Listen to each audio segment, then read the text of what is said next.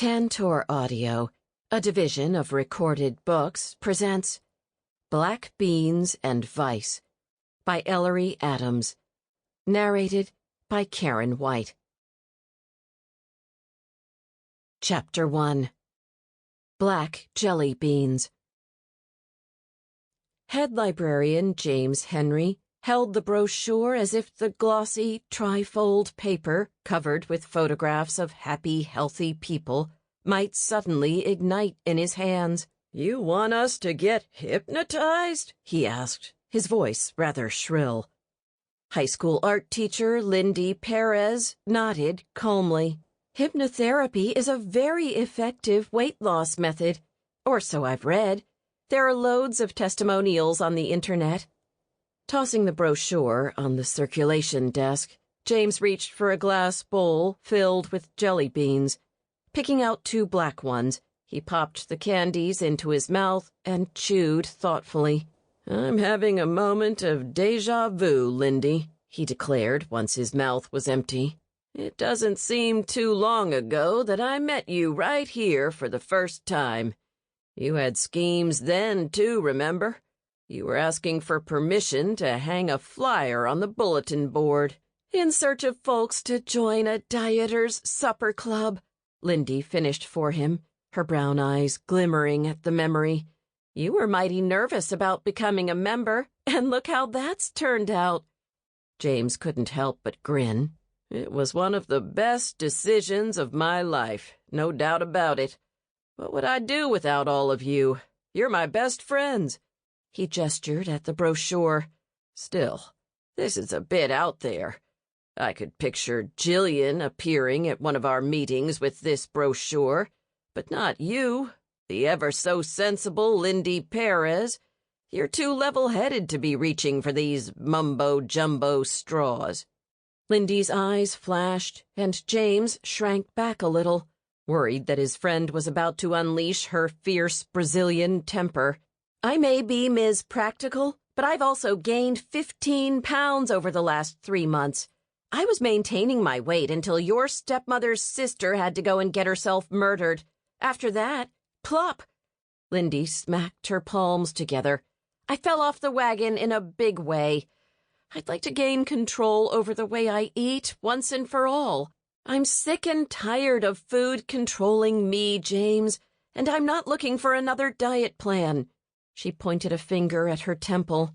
"We're never going to change our bodies until we fix what's going on in here." "And a hypnotherapist can do that?" James was doubtful. Lindy nodded enthusiastically. "What's the one thing you can't seem to resist? When you go on a diet, what food do you miss most?" "Cheese puffs," James answered right away. "And in a close second, anything made with sugar." He held up another jelly bean. "Like these, for instance." "Exactly!" Lindy cried, and several library patrons sent frowns in her direction. "Sorry," she whispered, and gave a self-effacing wave to those browsing the new releases section. "We're all addicted to sugar. Candy, cake, soda, ice cream, cookies." James held out his hand. "Enough. Do you want me to drool all over the barcode scanner? I don't think it's waterproof." Lindy picked up the brochure and gave it a triumphant wave. "See? Sugar is ruling you even as we speak. How many of those jelly beans have you had?" Embarrassed, James shrugged. "I don't know. Enough to turn my tongue black." "Pick a number," Lindy insisted. "Well, since I've only been eating one color out of 5 possible shades, and I bought a jumbo-sized bag, I'd say 25. "Okay, let me give you a brief lesson in mathematics. I might be an art teacher, but I can demonstrate some basic addition that will have your black tongue hanging on the floor." Lindy dashed over to the shelving cart, grabbed a few books, and pushed them against James's soft paunch. He automatically reached out to grab them. "Feel those books? Would you say they weigh somewhere between 2 and 3 pounds? Lindy asked. James tested the weight by bobbing the tomes up and down. "I'd say that's accurate." "That's how much sugar the average American eats every week. Sugar weakens our immune system, rots our teeth, and makes us fat. Lindy looked down at the ground and murmured, I think it's why Luis isn't proposing. He's watched me grow bigger and bigger over the past few months. I've stopped going to the gym, and my portions are the size of a linebacker's. He must believe I have no self-discipline, no self-respect. He might even wonder how big I'd get after having a few kids. With that unpleasant visual, it's no wonder he's had second thoughts about popping the question. Oh, Lindy. James put an arm around his friend's shoulder and squeezed. He hated to see sadness etched on her face. Anyone worth his salt would be lucky to call you his wife. You're smart, kind, funny, and easy on the eye. And Luis is not so shallow that he'd stop loving you because you put on a few pounds. You wouldn't be in love with him if he were. Have you two talked about your future recently? Sighing, Lindy nodded. He wants me to fly to Mexico to meet his mama when school is out. His treat, of course. There you go, James proclaimed boisterously. He's taking you home to Mother. You're halfway up the aisle already. Yeah, if she likes me, Lindy snorted. I'm not her first choice, remember? That honor goes to the daughter of her best friend. Luis's mama set her sights on that girl to be her daughter-in-law, so how am I, an outsider and a woman who is half South American, half Brazilian, supposed to compete with Miss Mexico? Leading Lindy to the lobby door, James said, You're going to dazzle her just like you dazzle everyone you meet. Well, I only have 2 months to look dazzling, so I'm going to book us an appointment with the hypnotherapist. She can explain the process to all of us at once. Do you have Elliot this weekend? At the mention of his son's name, James felt a rush of pleasure that seemed to increase in intensity whenever he thought of his little boy. 6 months ago, James hadn't even known he had a child, but when his ex-wife introduced him to a sweet, shy 4-year-old named Elliot Henry, James had instantly fallen in love. Since then, James had been spending most of his free time with his son, and every time Elliot ran into his arms, James felt like his heart would burst with joy. Jane's taking Elliot to visit her parents in Tennessee for the better part of spring break, James said. I was invited to go along, and while Jane and I are really enjoying getting reacquainted, I'm not quite ready to spend 5 days with my former in-laws. So I'm completely available to be put under a spell. Lindy swiped at him with the hypnotherapy brochure. You'd better not show up at the consultation with that kind of attitude, mister. Yes, Ms. Perez. James used a high, squeaky voice to mimic one of Lindy's students. I will be on my best behavior. Just don't expect me to get acupuncture next if this experiment fails. I have no desire to resemble a human pincushion. Backing up a few steps, Lindy helped herself to a handful of jelly beans and smiled self-effacingly. A few for the road. And don't worry about the other lifestyle gurus at the wellness village. We can bypass the masseuses, acupuncturists, and yoga masters. We're only interested in one therapist, the woman who is going to kick our sugar craving for good. Visualizing the new complex south of town, which consisted of 6 offices, built to resemble a row of small cottages surrounding a courtyard, James grew pensive. If we let Jillian near this place, we may never see her again. Lindy laughed. We should tell Lucy to bring a pair of handcuffs. She'd better cuff Bennett to Jillian, because that's the only way we'll get our favorite mailman within a mile of those pink and purple health houses. Yes, I believe it's quite likely he'll balk at the idea of being hypnotized, especially in a setting that looks like it was teleported from Disneyland. James gave Lindy his sternest look. The first sign of an oversized mouse wearing gloves and suspenders, and I'm leaving. Lindy snorted. The only oversized creatures there will be us. Later that week, James met Bennett at the local YMCA. It had been a long time since the two friends had worked out together, and they spent the first few minutes in the weight-training alcove, simply studying their images in the mirror, while they unhappily examined their protruding bellies and flaccid limbs. A pair of younger men with hard, streamlined bodies entered the room. After greeting James and Bennett with friendly waves, the two men opened a notebook and began to discuss their goals for the day's workout. They debated a variety of different exercises until they agreed to complete 5 rounds of 300 jump ropes, 25 weighted front squats, and 15 shoulder presses. The men gathered their equipment, picked up their jump ropes, and synchronized their watches. "Ready?" the first one asked. "Let's do it," the second replied. When the subtle beep of his watch indicated the commencement of the stopwatch feature, the two 20-somethings began to jump. James and Bennett watched in awe. The jump ropes whirled so quickly that the blue plastic cords blurred in the air. The men held their bodies rigid, their wrists circling with incredible speed as the jump ropes passed under their feet again and again. Their even rhythm never altered, and neither man missed a jump or got tangled in the rope. Not once. The sound in the room was like 2 small helicopters in hover mode. "Hey, man, how about some bicep curls?" Bennett suggested, after turning away from the athletic jumpers. "Yeah, let's go heavy," James said in a deeper voice than usual. He and Bennett selected the largest dumbbells from the rack. As James curled the weight toward his shoulder, he compressed his lips to bite back a groan. He couldn't believe how weak he'd become. "And that's my strong arm," he thought. After 2 pathetic reps, he switched to his left arm. Meanwhile, Bennett was focused on lifting a 45-pound Olympic bar in one motion from the middle of his thighs to over his head. Normally, he would conduct this motion with slow deliberation, being careful to maintain correct form, but the intense pace of the younger men encouraged him to increase his speed. Bennett now raised and lowered the bar as fast as he could, his back rounding as he lost his good form.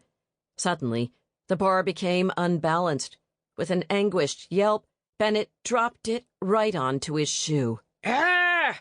he shouted in pain and began to hop on one foot. In his awkward dance of agony, he bumped into James. The heavy dumbbell in James's left hand lurched, forcing him to pitch forward. He reached across his body with his right hand to keep his grip on the weight. In doing so, he twisted his entire torso. The motion caused a painful wrenching of his back. "Ooh!" James howled and immediately sank down on the carpeted floor. Digging his fingers into his lower back, he moaned and winced in acute discomfort. Bennett dropped next to him, took off his sneaker and white tube sock, and gingerly bent the toes on his right foot to make sure none were broken. When James was finally able to speak, he turned to his friend. "Are you hurt?" Bennett eased his sock back on. "I don't think my little piggies are gonna be running all the way home for a real long time." Feeling clumsy, weak, and old, James glanced in the mirror and was relieved to see that the younger men were far too busy lifting superhuman amounts of weight to have noticed their inelegant collapse. "So much for our workout." Bennett mopped his face with a towel. "It'll take me twice as long to deliver the mail tomorrow, since I'm going to be limping every time I have to carry a box to someone's door. And I'll be the hunchback of the Shenandoah Public Library," James said. "Bennett, I think this may be a sign that we should give Lindy's hypnotherapist a shot. We're clearly floundering on our own." Bennett mulled the proposition over as he retied his shoe. James witnessed his friend's internal debate as Bennett's expression changed from a frown to a look of hopefulness and back to a frown again. You really believe this woman can change our minds without turning us into zombies or making us, I don't know, squawk like parrots whenever we stop at a red light? Because I sit through lots of lights every day." James clapped Bennett on the back, though the motion made him grimace in pain. "Don't worry, my friend. I doubt anyone intends to turn you into a parrot." With a sigh, Bennett helped James to his feet. The two friends hobbled toward the locker room, just as the younger men removed their shirts and began to jump rope again. Bennett gazed at their rippled abs, the bulging muscles in their arms, and their rock-hard pectorals. "Okay, man, I'm in. Let this woman brainwash me. If I end up looking half as good as those two, she can even sneak in the parrot squawks." Sharp stabs exploded across James's lower back. He placed his palm on the wall for support. "Don't make me laugh," he cried. "It hurts too much." The next day, the 5 friends gathered in the parking lot of the new wellness village. Lucy Hanover, dressed in her brown and beige sheriff's deputy uniform, stood with her hands on her hips, looking rather nervous. To her left, Jillian O'Malley, the owner of the Yuppie Puppy Pet Grooming and Pet Palaces, grinned in buoyant expectation. She gazed at the sign reading, "Your Map to Good Health," with an expression bordering on rapture. Lindy pointed at the map. "Harmony York's office is in Health House number 4. This way." She began to march down a cobblestone pathway. "Harmony?" Bennett spluttered. "That's her real name? Is she one of those flower child types?" Jillian looped her arm around his and beamed. "Not only is it a lovely name, but I find it very symbolic. Isn't our goal to rebalance our bodies and minds, to create an inner harmony? I have complete faith that we are not meeting a woman named Harmony by coincidence. This is the cosmos working on our behalf." "Pink health houses. Humph. Where's the yellow brick road?" Bennett grumbled, clearly apprehensive. "I never thought I'd want to be whisked away by a flying monkey. But if I see a chimp with wings, I'm going to wave him down and hitch a ride away from here." Jillian nearly yanked his arm off as she dragged him up the path toward one of the purple cottages, bordered by a garden of riotous and fragrant wildflowers. Next to the light blue front door, a simple placard bearing the name "A Better State of Mind" hung by a gold chain. Letting Lindy take the lead, the rest of the supper club members entered the waiting room and took in their surroundings. "Something smells funny," Lucy whispered, and James pointed at a burning stick of incense in the far corner. The opposite corner was occupied by a small wall fountain, which gurgled pleasantly at a slightly lower volume than the instrumental music being piped into the space through a set of speakers resembling gray stones. "Do I detect the sound of panpipes?" James whispered in hopes of making Lucy grin. Ever since Jane and Elliot had become such a significant part of his life, Lucy had become more distant around James. She was always polite, but he knew that she was still coming to terms with the reality that their romance would never be rekindled. Not only did Lucy place law enforcement at the center of her life, but she also wanted to be free of dependents other than her trio of gargantuan German shepherds. And though James knew that the gift of fatherhood had forever changed him for the better, Lucy viewed his new role as a personal slight. Because James understood the crushing weight of loneliness and the pain of rejection, he tried to make his former flame smile whenever he could. He wanted Lucy to be as happy as he was. Unaffected by his attempt at humor, Lucy skirted around the mauve sofa and approached the coffee table. She investigated each magazine, but James knew she wasn't really interested in the office's reading material. She was merely nervous, and was looking for clues about Harmony York.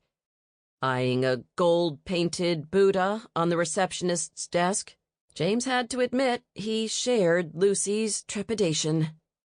Eventually, he settled down on the sofa with a copy of Body and Soul magazine and had just flipped to an article on the best workout for one's body shape when a pretty woman in her mid-20s entered the room from deeper within the cottage.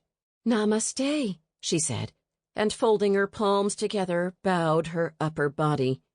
A curtain of shiny brown hair fell over her shoulders as she did so. Jillian immediately returned the greeting, while the rest of the supper club members merely smiled. "My name is Skye," the young woman said. "I'm Harmony's assistant." Bennett rolled his eyes at the name, and Lindy quickly stepped in front of him. "I spoke with you on the phone. Thanks for mailing me the brochure. It sure convinced us to give this a try." Skye swept her arm around the room in an encompassing gesture. "I'm afraid we don't offer group hypnotherapy. Are you all here for the consultation?" "Yes," Lindy answered. "We have the same goal, and since the first session is free, I figured we'd save Harmony's time by coming together." She smiled warmly at her friends. "Besides, we like to support one another when it comes to our issues with food. So it makes sense for us to embark on this exciting new journey as one entity." Jillian interrupted. "We believe we'll have better success this way." Skye appeared to have no objections. "Let me just tell Harmony that she has 5 clients waiting for her." She gazed at each of them warmly and then said, "Please, help yourselves to some spring water flavored with organic orange slices. I'll be back in a sec." James watched the poised young lady walk away and then pivoted. "Where's the water?" He found that he was suddenly very thirsty. Bennett licked his lips and pointed at a stainless steel pitcher on Skye's desk. "Man, I could slurp down a lake right about now. Was that the power of suggestion or what?" Fortified with glasses of cool and refreshing citrus-flavored water, the 5 friends made themselves comfortable. They'd barely sipped from their recycled cups when Skye returned. "Harmony would be delighted to talk to you together. It would be a tight squeeze in her office, so she'll meet with you here in our welcome space." Skye returned to her desk. James watched her sit with the straight-backed posture of a ballerina. Her fingers moved with deliberate gracefulness over the computer keyboard, and her face seemed infused with a serene glow. There was an air of calm assurance about her, which James found to be an unusual trait in one so young.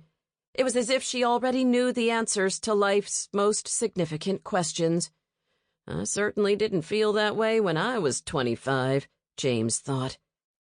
His attention was distracted by the arrival of Harmony York.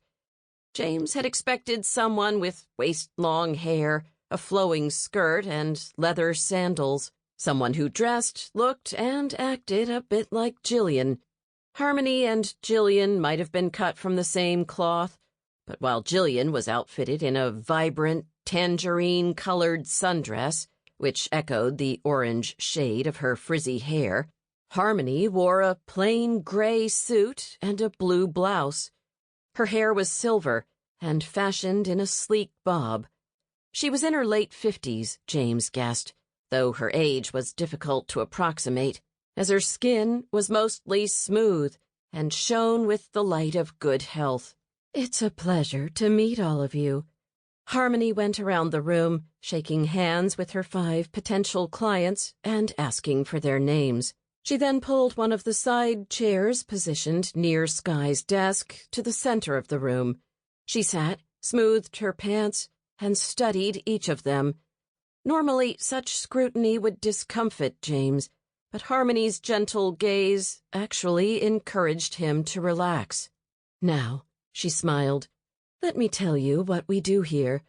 I will be your therapist, and Skye will take care of scheduling, billing, and the creation of your daily listening CDs.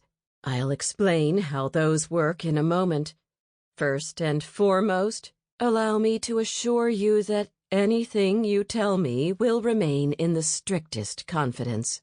During your therapy session, I'll talk to you, but I will also ask you questions. I'll be taking notes on your answers, but none of my movements will interrupt your relaxed state. Bennett cleared his throat. So we're not under? We know what's happening to us? Absolutely, Harmony said. This isn't sideshow hypnosis where you're tricked into submitting to another person's suggestions for the sake of entertainment. You will enter a deeply relaxed state so that your mind can become incredibly focused while your body rests. I will ask your mind to do something for you, and with repetition, your mind will respond. Lindy wiggled on her seat in excitement. Well, like I explained to Sky, we don't want to be controlled by sugar any longer. Can you help our bodies stop wanting it so badly? Harmony laughed. Her voice was low and melodious. It reminded James of the seductive pitch shared by so many female actresses from the 40s and 50s. Yes, if you're willing. You see, you cannot be hypnotized unless you're willing to be hypnotized. Some people want to change, but they can't trust enough to let go. I often can't get through to those clients and have to suggest another method of treatment for them. What other things do people get help for besides food issues? Lucy asked, with an edge of skepticism to her voice. If Harmony picked up on the tone, she didn't let it show. All kinds of things. Many clients want to stop repeating bad habits like smoking, overindulging in alcohol, gambling, drug abuse, and even nail-biting. Others seek freedom from phobias, such as a fear of flying or of confined spaces. And many want relief from chronic pain, depression, or destructive attitudes. Jillian, who'd been hanging on Harmony's every word, sighed in delight. This is so enlightening. When can we start? Harmony rose and walked over to Sky's desk. She returned with a cup holder filled with pens and several pieces of paper. Like everything else, we have to begin with paperwork. She distributed 2 sheets to each of them. The first is a consent form. This basically states that you understand the meaning of hypnotherapy. If at any time you wish to stop your session and leave the hypnotic state, you have the right and ability to do so.